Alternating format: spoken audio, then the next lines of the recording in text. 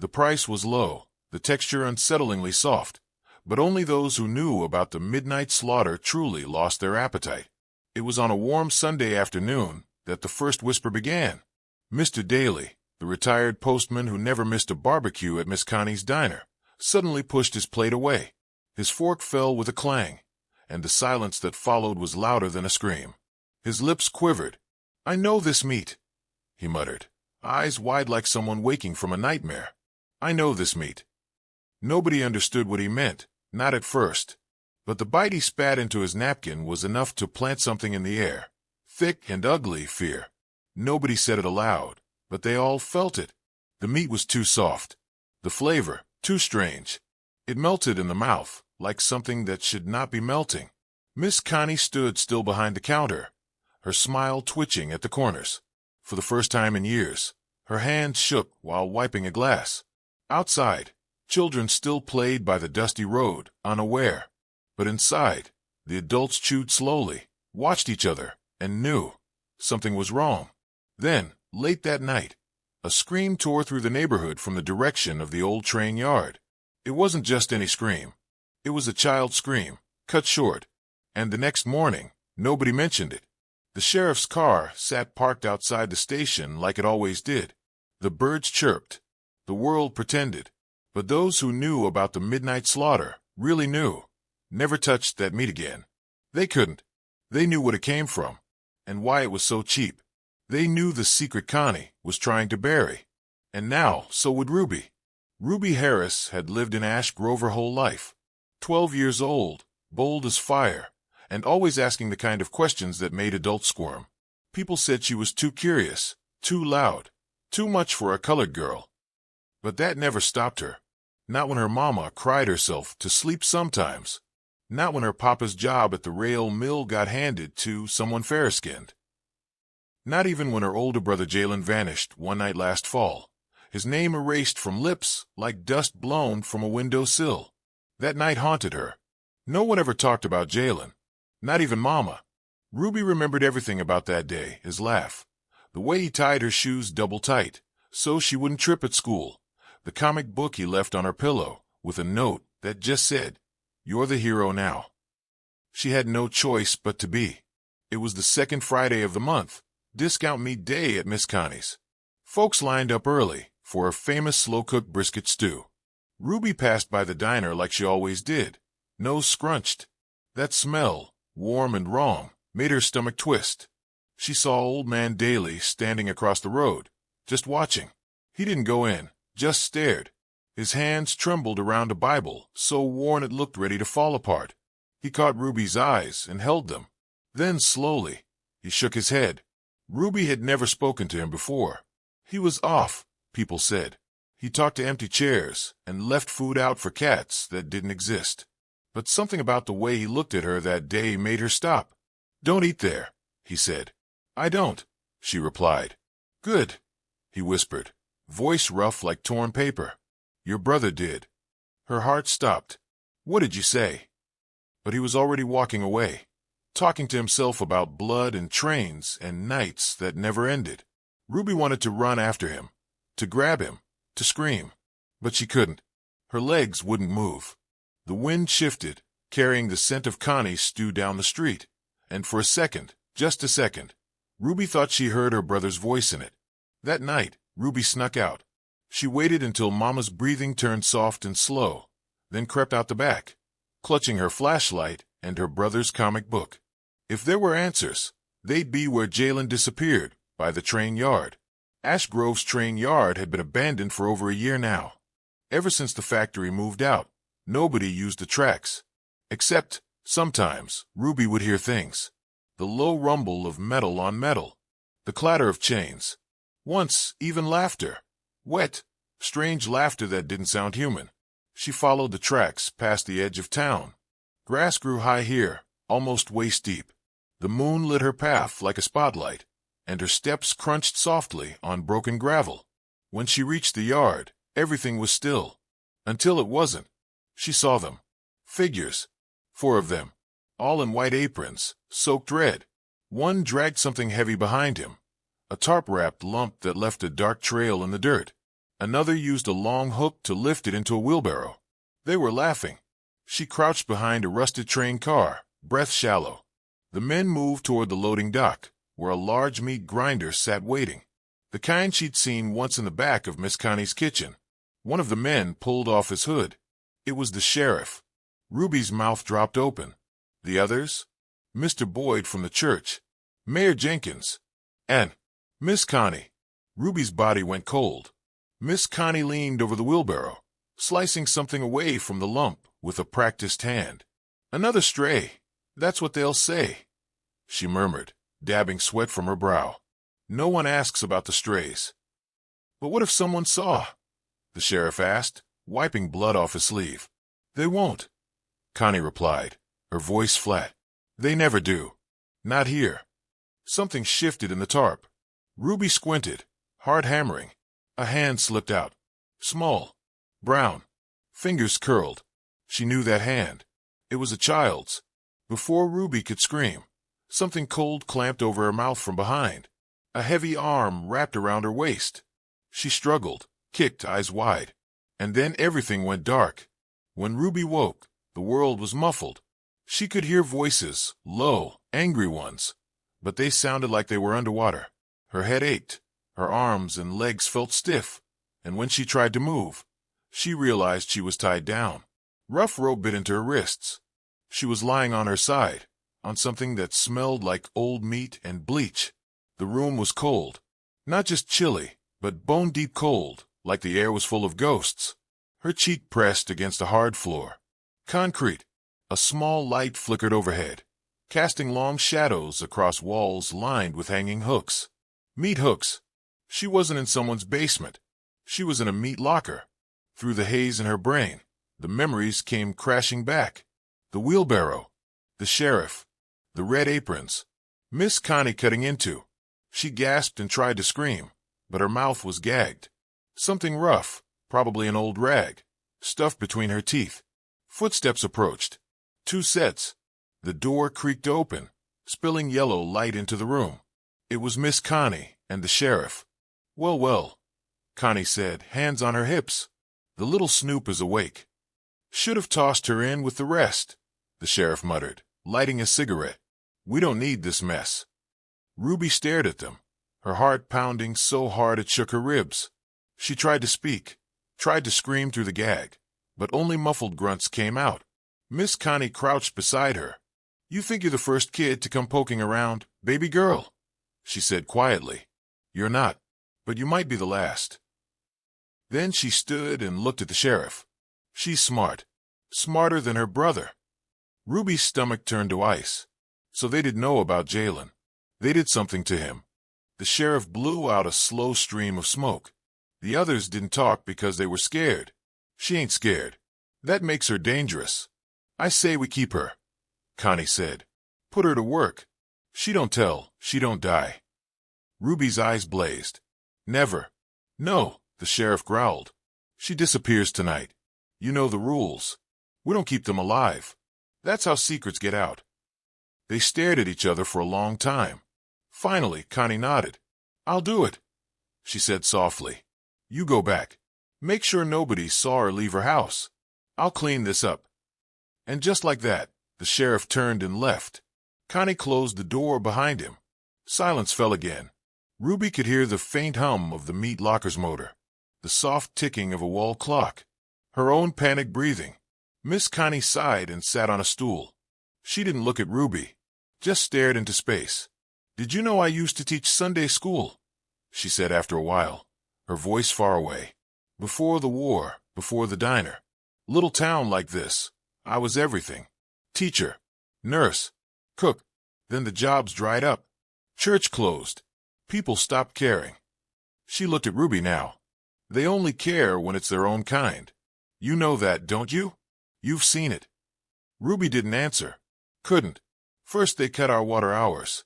Then our food stamps. Then the town forgot to fix the roads on your side of the tracks. We all got eaten, sweetheart. We just did what we had to do to stay fed." Ruby shook her head slowly. Hot tears filled her eyes. Connie leaned down and gently pulled the gag from her mouth. "You killed Jalen. Ruby whispered. Connie didn't flinch. No, she said. I didn't. But I watched. I let it happen. That's the same, isn't it? Her voice cracked a little. He was just a boy, Ruby said. He was hungry, Connie replied. Just like you. Then she stood, pulled a knife from a drawer, and walked toward Ruby. Ruby closed her eyes. But the blade didn't cut. Instead, the ropes fell away. Ruby blinked, confused. Connie stepped back and handed her a small bundle. Her comic book, the one Jalen gave her. It was soaked at the edges, but still whole. You've got 10 minutes, Connie said. That door leads out the back. Don't look behind you. Don't come back. Why are you helping me? Ruby asked, voice shaking. Because I still remember who I used to be, Connie said quietly. And I'm tired of pretending. Ruby stared at her for a moment, then ran. Through the back door, out into the night. Her legs burned, lungs screamed, but she didn't stop. Not even when she heard the shout from behind. Not even when the second scream echoed across the trees. A man's scream. She didn't look back.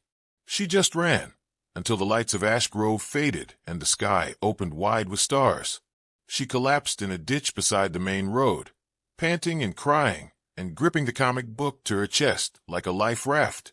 And then headlights. A truck slowed down. Stopped. Ruby tried to stand, tried to wave, but her legs gave out. The door creaked open. A figure stepped out. She blinked up at them through tears. And saw him. Her brother. Jalen. But something was wrong. He didn't smile. Didn't speak. And his eyes weren't right. They were empty. Like something had taken all the life out of them. He reached for her, slowly. And Ruby realized. Jalen had come back. But not alone. Ruby couldn't move. Her mouth opened to speak, but no sound came. Jalen, her brother, her best friend, the boy who tied her shoes and called her Little Lightning, stood before her in the headlights like a ghost. Except he wasn't a ghost.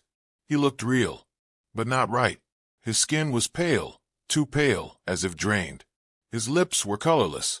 He wore the same hoodie he had on the night he disappeared, but it was torn at the shoulder, soaked through with something dark that had long dried to a crust. His hands hung stiffly at his sides, and when he moved, it was slow, jerky, like a puppet on bad strings. Jalen, Ruby whispered. He tilted his head at the sound of her voice. The corners of his mouth twitched, but it wasn't a smile. It was something else.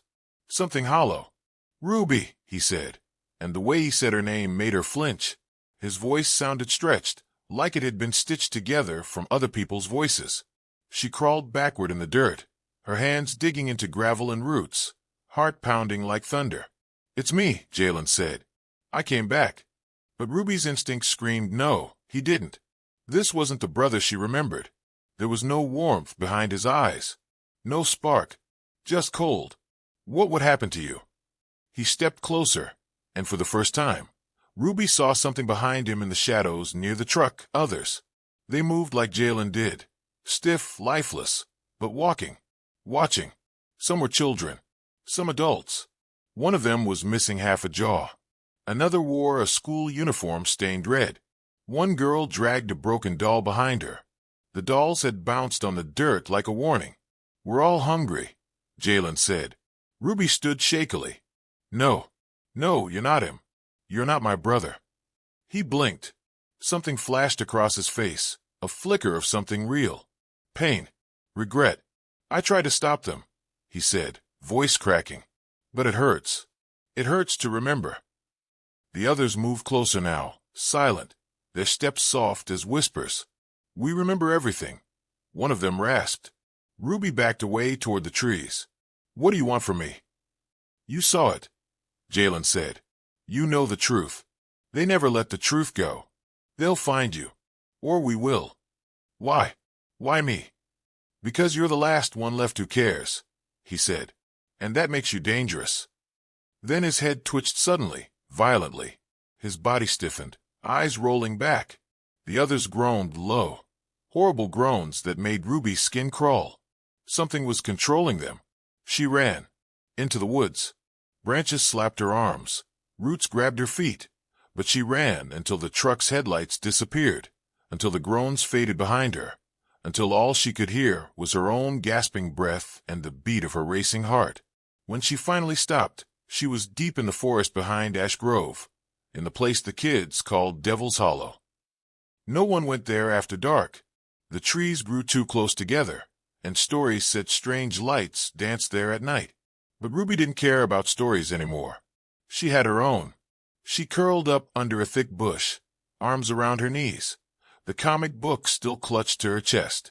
She flipped it open, tears falling on the pages. Inside the back cover was a note, Jalen's note. But now she noticed something new. The edges of the paper had been peeled apart slightly, carefully, like someone had hidden something inside. Ruby used her fingernail to lift the seam, and found a folded scrap of paper tucked inside. It was a map, drawn in pencil. Simple, but clear. It showed the town, the diner, the train yard, and a mark, a big red X, far beyond the tracks, near the quarry. Next to it, Jalen had written just 3 words in block letters. The first one. Ruby's heart raced. Was it where it started? Was that where Jalen went before everything happened? She stayed hidden in Devil's Hollow until the first light of dawn crept through the trees. Then she climbed to her feet, still shaking, still unsure if what she'd seen had been real or some nightmare she couldn't wake up from. But one thing was clear.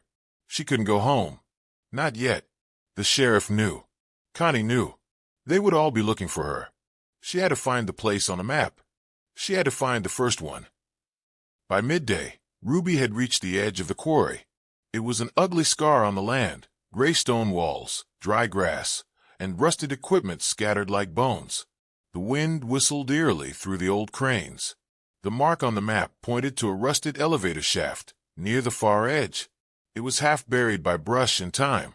But when Ruby cleared it, she found the door, heavy, metal, bolted shut. Almost. She found a small padlock holding it closed. It was old, fragile. She picked up a stone and smashed it. The lock gave way. She pulled the door open. Darkness yawned below, and a smell hit her. Worse than the diner. Worse than death. Ruby swallowed hard and turned on her flashlight. The beam flickered, weak, but enough to see stairs leading downward. She hesitated. Then she heard a sound. From below. Footsteps. And something breathing. Ruby stepped into the dark. The door slammed shut behind her. The slam of the door echoed like a thunderclap. Ruby spun, heart hammering in her chest. She dropped her flashlight in the panic, and the beam spun wildly, splashing against the walls before rolling to a stop, lighting up the stairs in flickering shadows. She was trapped. Her hand scrambled at the door, pushing, pulling, pounding, but it was no use. From the outside, someone had sealed it shut. Again, a dry whisper floated up the stairwell from the blackness below. "Hello?" Ruby froze. The voice was quiet, childlike, but twisted somehow, like it had forgotten how to speak. It echoed off the stone, curling around her like smoke. She had 2 choices: stay by the door and wait for whatever was coming, or go down. She picked up the flashlight and went down. Each step creaked under her weight, and the air grew colder with every breath. The stone walls sweated with moisture, and the smell, rotting, rusted, wrong, got stronger. The staircase ended in a narrow hallway. Old pipes ran along the ceiling, dripping thick brown water that splattered onto the floor. The light flickered again. Something moved at the end of the tunnel. "Jalen," Ruby whispered, even though she didn't believe it. The thing in the dark didn't answer. She walked slowly, each step a battle. The air buzzed with silence, too full, like the place was listening, watching. At the far end was a door. She reached for the handle, rusted, icy cold, and pulled. The hinges screamed. Inside, the room was wide, circular. A meat processing chamber, but one that had been hidden for decades. Chains hung from the ceiling. Tables lined the walls, some with belts and restraints still fastened. The floor was stained black with old blood. But what caught Ruby's eye was in the middle of the room. A cage. Inside it a man. Or at least, what used to be a man. He was thin, impossibly thin, all bone and sagging skin. His hair was white and tangled, and his clothes hung off him like rags. His eyes were sunken but awake, wild, bright, and focused. He stared straight at her. Ruby stepped back instinctively. The man didn't move. "Who are you?" she asked. He coughed, a dry, sandpaper sound. Then he spoke, voice cracking. "You came from Ash Grove." Ruby nodded slowly. The man smiled, but it was full of sorrow. "Then you've seen them," he said. "The feeders." She swallowed hard. They call them strays. They say no one asks questions. "No," the man said bitterly. "No one dares to." He pushed himself toward the edge of the cage. "I was the first to try and stop them. That's why they locked me here." Ruby crept closer. "Who are you?" "My name was Elias Boone," he said. "I was mayor 40 years ago." Ruby stared at him. "That can't be. You'd be 79, he finished. "I should be dead. But they kept me here. As a warning." Ruby's skin prickled. "Why?" "Because I knew what they were feeding the town," he whispered. "Because I try to tell the truth." He reached through the bars. His hand was shaking. "They use it to control people. The meat, the taste, it does something. Makes you forget. Makes you accept things." Ruby stepped back. "So they made people eat it?" He nodded slowly. "And when someone doesn't forget, they vanish," Elias said. "Just like your brother."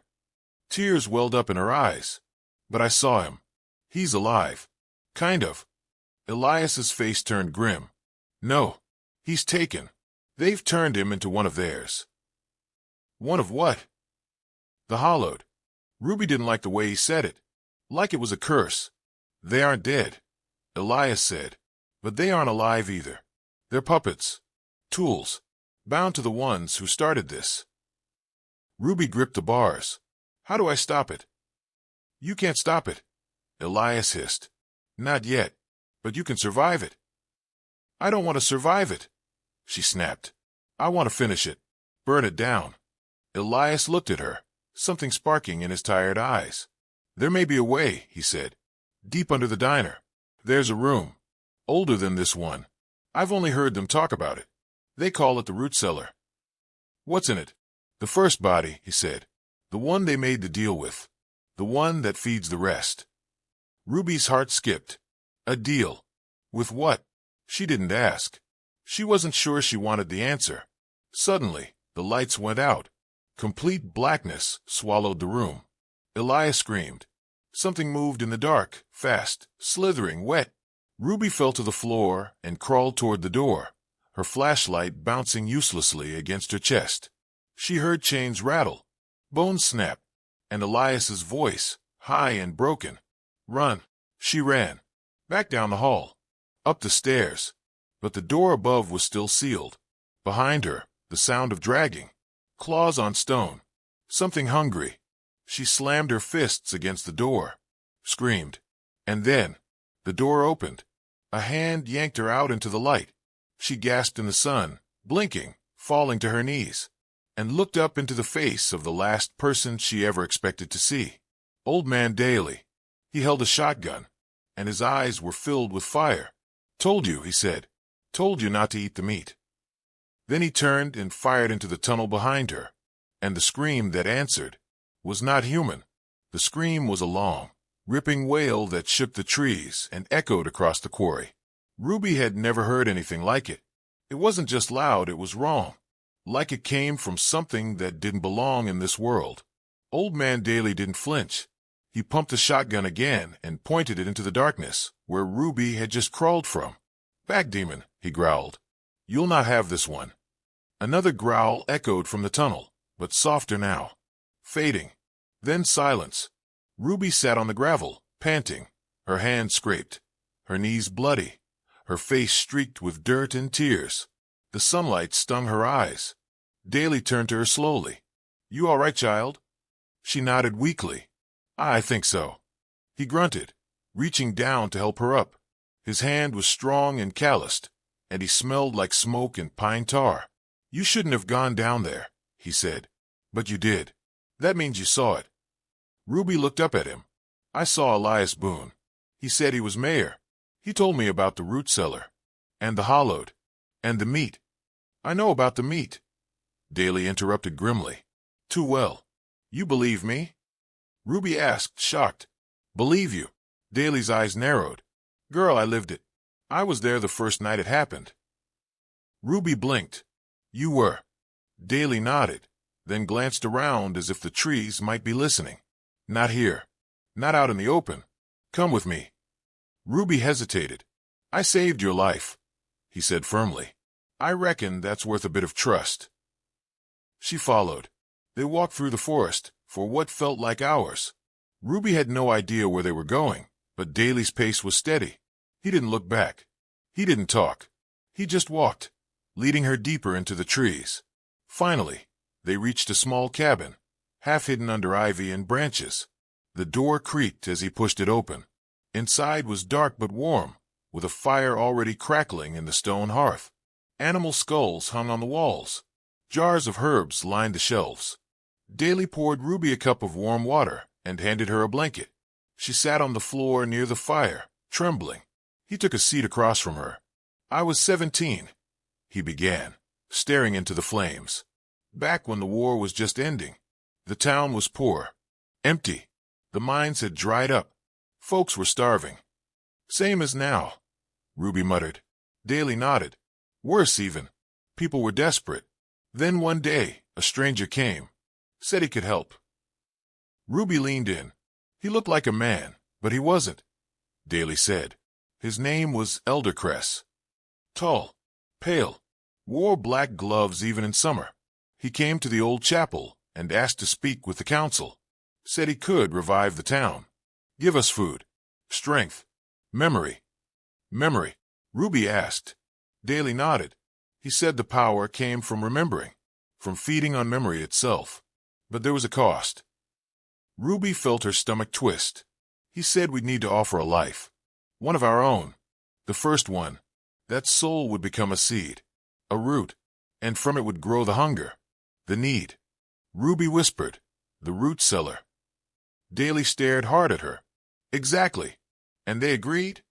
They voted Ruby. He spat. 5 for yes. 2 against.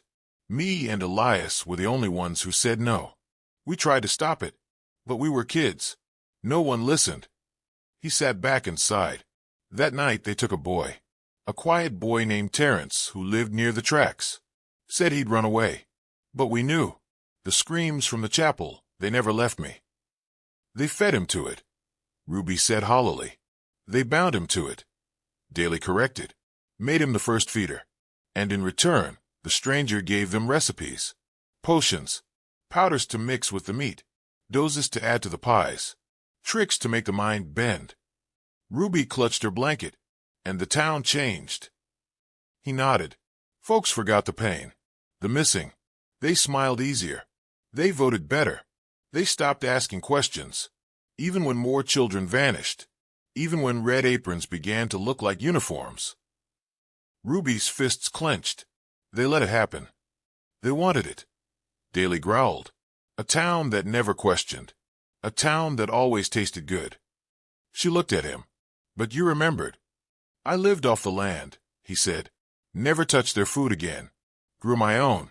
Trapped my own. They called me crazy. Called me a drunk. It was easier to believe that than face the truth. Ruby leaned forward. Elias told me the root cellar still exists. That the source is still alive. Still feeding. Daly's expression darkened. Then it's not too late. She stood, trembling but strong. We have to find it, she said. We have to destroy it. Daly looked at her for a long time, then gave a sharp nod. There's a tunnel, he said. Runs from the chapel ruins behind the diner. They sealed it off long ago, but I know the way in. They packed supplies, matches, lanterns, rope, and jars of dried herbs Daly called warding salt. By nightfall, they were at the edge of the ruined chapel, long since collapsed into vines and rubble. But the back wall still stood, cracked and stained. Daly moved a stone near the base, revealing a hidden latch. The ground shifted. A hatch opened. The tunnel below was dark, damp, and breathed the cold that smelled of rot and earth and long-dead secrets. Ruby climbed down first, Daly behind her. The passage stretched far beneath the town, winding like an old vein. They walked for an hour in silence, the only sounds their footsteps and the distant dripping of water. Then the tunnel opened into a chamber, and Ruby gasped. The walls were alive. Flesh, growing from the stone, pulsing like it had a heartbeat. Tendrils of muscle webbed across the floor. In the center stood an altar of bone, and behind it, a massive root system twisted upward, tangled and pulsing. And at the center, something human-shaped, buried halfway into the root, eyes open, mouth sewn shut. It was still alive. Daly raised his lantern. "Terence," he whispered. "The first one." Suddenly, the root twitched, and the eyes snapped toward Ruby. And in her head, not aloud, she heard a voice, ancient, cold, and impossibly loud. "I remember you." The ground cracked. The walls screamed, and the flesh began to move. The walls closed in with a sick, slithering sound, like wet towels being wrung out by unseen hands. The flesh pulsed faster now, red veins glowing under its skin like molten lava. Every inch of the root cellar was alive and awake, and it had seen them. Daly gripped Ruby's arm and yanked her back behind the altar. "Don't let it touch you," he barked. Ruby's heart raced, the voice still echoing in her mind like a thunderclap inside her skull. "I remember you." "What is it?" she gasped. "The root," Daly said, trying to load another shell into his gun with trembling fingers. "It's not just alive, it's aware. That thing in the center? That's no longer Terence. That's the memory they buried. The first sacrifice." The human-shaped figure embedded in the root began to convulse, its skin a patchwork of bark and bruises, veins of thick sap bulging through its arms. Its mouth, still sewn shut with black thread, stretched as if screaming silently. Then it twitched again. The vines around its arms retracted. It was waking up. Ruby backed away, clutching the jar of warding salt. "We need to destroy it," she whispered. "Now. You can't just kill a root like this," Daly warned. "It's a spirit-bound construct. You sever it wrong, and it'll spread. It'll crawl into the town's foundation, the people's bones. We need to unbind it first." The root being suddenly raised its head. Daly shouted, "Down!" A spear of black which shot from the root like a thrown javelin, slamming into the wall behind them, cracking stone. Another tendril lashed out like a whip and nearly caught Ruby's ankle as she dove out of the way. "It's protecting itself." Ruby cried. "No," Daly corrected grimly. "It's attacking. That means it's afraid." He pulled a small black notebook from his coat and flipped it open. The pages were covered in strange symbols, runes, prayers, maybe curses. "Your brother," Daly said, handing her the book. "He's the key. If they turned him into a hallowed, his soul's linked to this root. You can't kill it until he's free." "How do I?" The wall screamed. A high, ear-piercing sound like every lost voice from Ash Grove howling at once. The root man in the center extended his arms, and from the vines, a new shape began to form. It was Jalen, or what used to be him. His eyes were milky white. His mouth moved, but no sound came. He stepped forward, arms hanging loose, like a puppet being dragged by invisible strings. "Jalen!" Ruby cried. His head twitched toward her, like her voice had broken through whatever held him. For a brief second, his lips parted. His real voice came out, soft and distant. "Ruby, run!" But the root pulled him back. She dropped the notebook and ran toward him. "No, you're not taking him again." The moment her fingers brushed his hand, a jolt of pain surged through her chest, like fire and ice mixed together and poured into her lungs. Her vision went white. Suddenly, she wasn't in the cellar anymore. She stood in the diner. It was full. People laughed, chewed, passed steaming plates across tables. A faint melody played on the radio. Jalen was there, whole, smiling. Across from him sat their parents, younger and untouched by grief. Everything was perfect, but no one had a face. Everyone's head was blurred, like a smudge on a photograph. Featureless, expressionless. Ruby looked down at her plate. It was a meat pie. The smell was rich, mouth-watering, but the texture, soft, unsettlingly soft. A voice whispered next to her ear. The price was low, the texture unsettlingly soft, but only those who knew about the midnight slaughter truly lost their appetite. Ruby screamed. The illusion shattered. She was back in the cellar, on the floor, trembling. Jalen stood over her, his face torn between fear and blankness. His limbs twitched, torn between obedience and memory. She sat up. Jalen, I saw it. I saw what they did to you. What they fed us. He trembled, jaw clenched. Daly shouted from across the chamber. If you can reach him, now's the time. Say the unbinding. Ruby fumbled for the notebook. The words swam on the page, her hand shaking. Come on, Ruby, she whispered to herself. Say it. She began to read. In the name of the first, we unmake the bond. By memory regained, by names remembered, by truth spoken under shadow.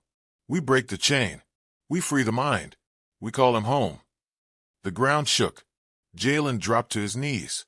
The vines recoiled from his chest, snapping like torn wires. He let out a scream. Real this time. Human. And collapsed into Ruby's arms. The root man in the center of the chamber shrieked, its bark flesh tearing down the middle, exposing a core of writhing shadows and bone. Daly raised his shotgun. Now, girl. Salt it. Ruby tossed the warding salt onto the altar. It exploded in blue fire, sending a shockwave through the chamber. The vine screamed. The figure in the root convulsed violently, and then began to disintegrate. Not into ash, but into light. Memories. Faces. Children. Women. Old men. All the lost of Ash Grove. They floated upward into the cracks of the earth. Escaping the place, they were buried. And then, silence. The root was gone. The chamber was cold and empty. Daly slumped against the wall, breathing hard. You did it. Ruby held Jalen's hand. He was unconscious, but his breathing was steady. I just hope it's over, she whispered. But then Daly said something that made her blood run cold. No. He pointed to the tunnel wall, where new vines were already creeping through cracks in the stone. It started feeding on more than memory. The root's gone, but the seed is still alive. Ruby stared. A new vine twitched. From the darkness ahead, a growl echoed. Something else was coming. The growl rumbled like thunder beneath the stone. It was deeper than before, slower. Not the scream of something desperate, but the breath of something ancient. Ruby pulled Jalen's limp body closer to her as Daly raised his shotgun again. Back, he ordered. Get behind me. The vines on the wall didn't just twitch this time. They moved.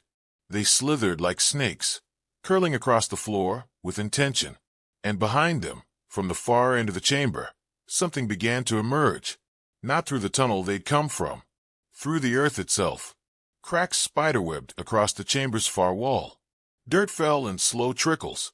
And then, with a sound like splitting wood, the wall burst open, and it stepped through. It looked like a man. At first. Tall. Straight-backed. Dressed in black, with white gloves that gleamed like bone under the flickering lantern light. Elder Cress. Daly hissed. Ruby felt it too. The wrongness. The heaviness in the air. Like gravity itself didn't work right when he was near. The man, if he was still a man, smiled. You've made quite a mess, Cress said calmly, his voice low and smooth like honey over broken glass. Such violence. Such grief. All to undo what your ancestors willingly gave. He took a step forward. Not a single speck of dust clung to his coat. The flesh vines retracted at his feet, bowing like snakes before a king. Ruby stood shakily. You made them forget. You made them feed their own. You fed off it. I gave them peace, Cress said, shrugging. What is memory but pain? What is forgetting but freedom? You turned people into monsters, she said, fire rising in her chest. No, he replied softly. You did. He pointed at her. By digging. By remembering. By dragging the truth out of its grave. I offered them silence. You gave them screams. Ruby's knees wobbled, but she didn't look away. You're not real, she said. You're just something that came through the veil. Something they invited. Cress smiled wider. At least one of you has been paying attention. With a snap of his gloved fingers, the floor beneath Ruby cracked open. She screamed as she and Jalen tumbled downward, Daly diving after them. They fell into darkness. Then, a sudden stop. They hit cold, wet stone with a sickening thud. Ruby's head spun. She heard Daly groan beside her. Jalen moaned, still alive. But this chamber was different. Wider, deeper, and worse. The ceiling above glowed faintly, with strands of red muscle pulsing like spiderwebs. The walls were layered with rows of faces, pressed into the stone. Some weeping, some screaming, all watching. Ruby staggered to her feet. "What is this place?" "The feeding pit," Daly whispered, barely able to stand. "This is where they bury the ones who remember." Cress floated down through the air like a shadow on fog, untouched by the fall. "You're not the first, Ruby," he said softly. "And you won't be the last. Every town has its secret. Every country has its grave." He stretched out a hand. "But you could be the last one to suffer." Behind him, a door began to form in the stone wall, twisting like it was growing from nothing. Through it, Ruby could see something bright. A town. Whole. Alive. Her parents waving from the front porch. Jalen on the steps, healed, laughing. A perfect ash grove. No death. No disappearances. No hunger. "Walk through," Cress said. "Forget. Be happy." Ruby's hands trembled. She took a step forward. Daly grabbed her wrist. "No," he rasped. "It's a trick. A final lie. He feeds on your dreams." Cress tilted his head. "Then let her dream." The perfect ash grove rippled. Ruby saw it, just for a moment. Decay flickered behind the illusion. Her parents' eyes were empty. Jalen's smile was sewn on. She stepped back. "No." The door trembled. Cress sighed. "Then I will take what you will not give." He raised his hand, and the walls screamed. The faces in the stone opened their mouths. Tendrils shot from their mouths, reaching for Ruby, for Jalen, for Daly. Ruby threw the warding salt at them, but it fizzled, useless now. Then she remembered the book. She dug into her coat, hands shaking. It was still there. The black notebook. She opened it. A single page now glowed with red ink. Not written in her hand. "The root dies when memory is truth. Speak the names. Bury them in light." "Names," she whispered. "Daly. The names." He looked at her, eyes wide. "What names?" "The ones they buried. The ones they erased." The tendrils wrapped around her ankle, cold as winter. She screamed the first name she remembered. Terence Alden. The chamber shook. One of the faces in the wall burst into light and vanished. She screamed another. Leona Griggs. Another face lit up. Walter Jessup. Lila Barnes. Cara Miles. Micah Boone. Each name was a hammer to the foundation. The stone began to crack. Cress staggered, grimacing. "No." Maureen Cates. Jeremiah Hall. Benji Ruiz. The ceiling began to collapse. Light poured from the cracks. Cress screamed now, his form flickering, breaking apart like paper in fire. "You can't remember. I buried you." Ruby stood tall. Jalen clung to her hand. Daly shouted names too, sobbing as he said them. Lissa Marie. Jordan Pike. Emery Dean. One last name. Ruby looked at her brother. He nodded weakly. She whispered, "Jalen Hayes." And the chamber exploded with light. Cress screamed, his body unraveling, gloves peeling away to reveal nothing underneath. Just a gaping absence where a soul should be. Then he was gone. The faces in the wall smiled. One by one they faded. And then, silence. The light dimmed. The ground stopped shaking. Jalen stood on his own. Daly sat on the floor, tears in his eyes. Ruby smiled, for the first time in years. But as the dust settled, and the last of the tendrils crumbled into ash, a faint rumble echoed from somewhere deeper in the earth. A new crack formed in the far wall. And from it, a single whisper. New roots take hold where silence grows. Ruby turned slowly toward the sound, and her smile disappeared. The whisper wasn't loud, but it wasn't meant to be. It was the kind of whisper that reached into your bones and stayed, the kind that made your knees go soft before your mind understood why. Ruby turned toward the crack in the wall. It spread slow, like fingers clawing through stone. Dust fell in soft streams. The whisper came again. New roots take hold where silence grows. Jalen stood beside her, quiet, but his grip on her hand tightened. He remembered now everything. The meat pies, the missing kids, the terrible, shapeless things under the church, the endless quiet of being hollowed out. And he remembered Cress. But this voice, this was different. Ruby stepped forward. "Don't," Daly warned, still slumped against the wall, clutching his ribs. "That's not Cress." "I know," Ruby said. The crack split wide. Beyond it was darkness. Not the kind that hides things, but the kind that is something. Inside was a single figure. It was a girl. Young. About Ruby's age. She sat cross-legged, barefoot, in a white dress stained with red clay. Her face was plain, kind even, but her eyes were empty. Not blind. Not cold. Just void. She smiled. "Hi, Ruby," she said softly. "I've been waiting for you." Ruby didn't respond at first. Her throat felt dry. "Who are you?" she finally managed. The girl tilted her head. "I'm what comes after forgetting." Jalen tugged at Ruby's sleeve. "Don't talk to her." But Ruby couldn't move. The girl's voice wrapped around her like the vines had. Gentle, patient, inevitable. "I'm what they left behind," she continued. "When they dug the first hole. When they buried the first name. When they closed the first door and said, 'We will not speak of this again.'" She stood now, barefoot, feet silent against the stone. "I'm the silence. The real one. Not the lie Cress fed them. He was just a gardener." She took a step closer. "I'm the seed." Ruby's mouth went dry. Daly tried to lift his shotgun, but the girl just looked at him, and the barrel bent like it was made of rubber. "No more fire," she said. "No more noise." She turned to Ruby again. "You woke the dead," she whispered. "You spoke the names. That's good. They were suffering. But now they're gone.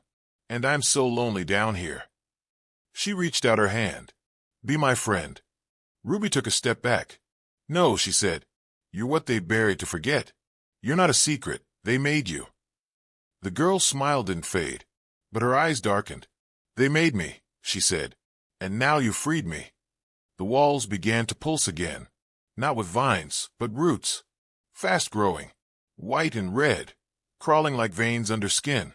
They burst from the floor and the ceiling, choking the air, wrapping the altar, slithering toward the exit tunnel. "You see," the girl said gently, "they always thought memory was the danger. But it's not.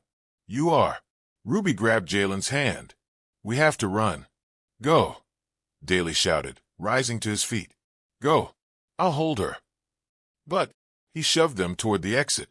"Run." The vines surged like a wave, and Daly turned, arms out, eyes hard. He roared something in Latin, pulled a flare from his coat, and smashed it into the floor. The chamber behind them lit up in red flame, and was swallowed. Ruby didn't look back. They ran. The tunnels twisted and trembled. The air grew hotter, thicker, alive. Ruby pulled Jalen forward as debris rained from above. They reached the stairs. Up, up, up, until the church door slammed open, and sunlight hit their faces like a slap. They collapsed in the grass, panting, bleeding, alive. The church behind them gave a low, long groan. Then silence. Real silence. No whispers. No vines. Just wind. Birds. Life. Ruby held Jalen's hand. He was staring at the sky, tears rolling down his cheeks. "We're out," she whispered. He nodded, but he didn't smile.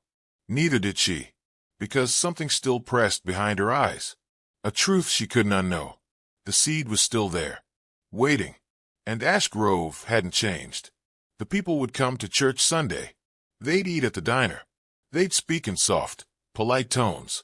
And no one would mention the cellar. No one would speak the names. Not anymore. They'd return to forgetting. Because that was safer.